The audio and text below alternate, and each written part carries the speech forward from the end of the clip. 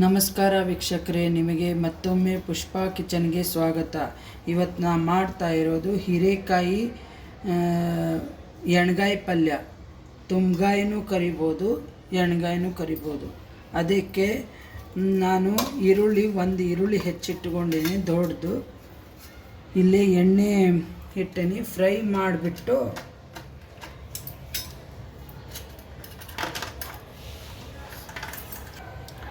ಎಣ್ಣೆ ಏನು ಇಟ್ಕೊಂಡೇನಲ್ಲ ಅದಕ್ಕೆ ಈರುಳ್ಳಿ ಫ್ರೈ ಮಾಡಬೇಕು.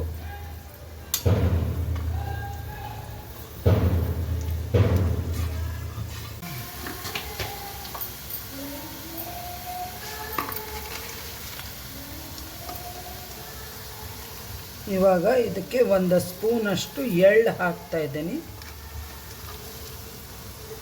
ಎಳ್ಳು ಹಾಕಿದರೆ ತುಂಬ ಚೆನ್ನಾಗಿರುತ್ತೆ.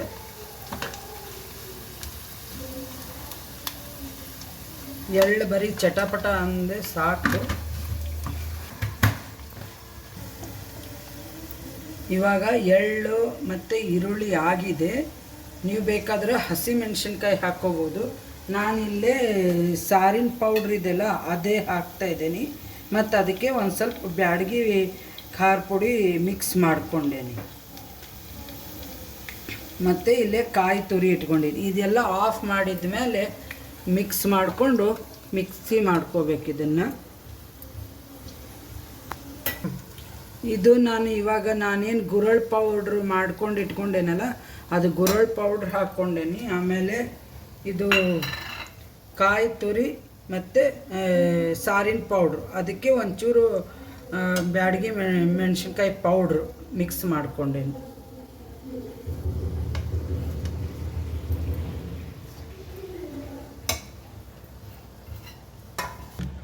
ಇದು ನಾನು ಶೇಂಗಾ ಪೌಡ್ರ್ ಮಾಡಿಟ್ಕೊಂಡೇನಲ್ಲ ಅದನ್ನು ಹಾಕ್ತಾಯಿದ್ದೀನಿ.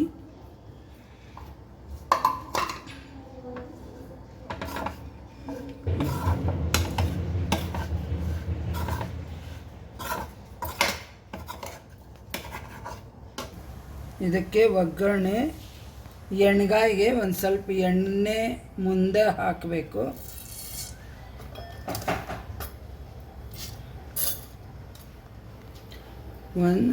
ಒಂದೂವರೆ ಸ್ಪೂನ್ ಸಾಸಿವೆ ಹಾಕೇನಿ.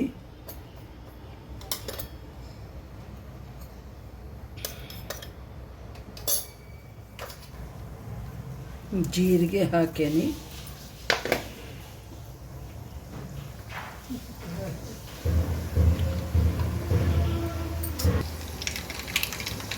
ಇದಕ್ಕೆ ಕರಿಬೇವು ಹಾಕ್ತೀನಿ.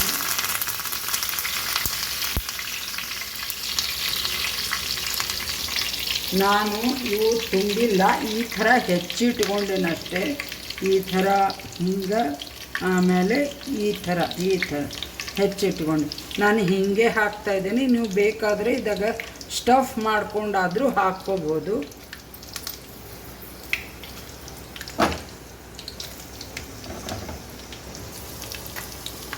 ನೀವು ಆ ಥರ ಹೆಚ್ಕೋಬಾರ್ದು ಅಂದರೆ ಈ ಥರನೂ ಸ್ವಲ್ಪ ದೊಡ್ಡ ಪೀಸ್ ಮಾಡ್ಕೋಬೋದು.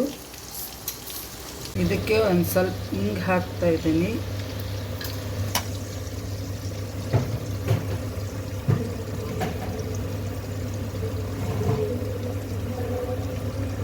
ಇದಕ್ಕೆ ಅರಿಶಿನ ಪುಡಿ,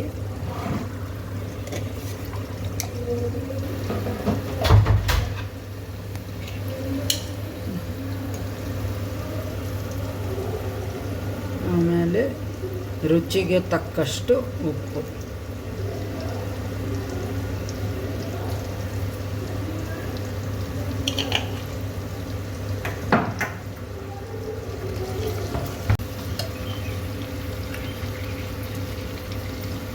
ಈ ಮಸಾಲೆ ಏನು ರುಬ್ಬಿಟ್ಕೊಂಡೇನಲ್ಲ ಅದನ್ನು ಹಾಕ್ತಾಯಿದ್ದೀನಿ.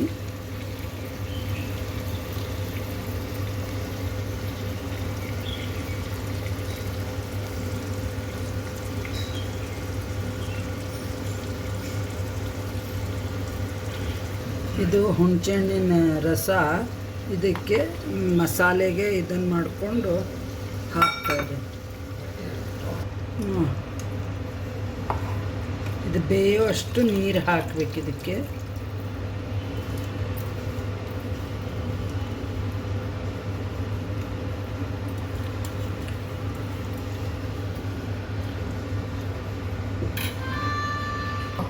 ಇಷ್ಟು ಬೆಲ್ಲ ಹಾಕ್ತಾ ಇದ್ದೀನಿ.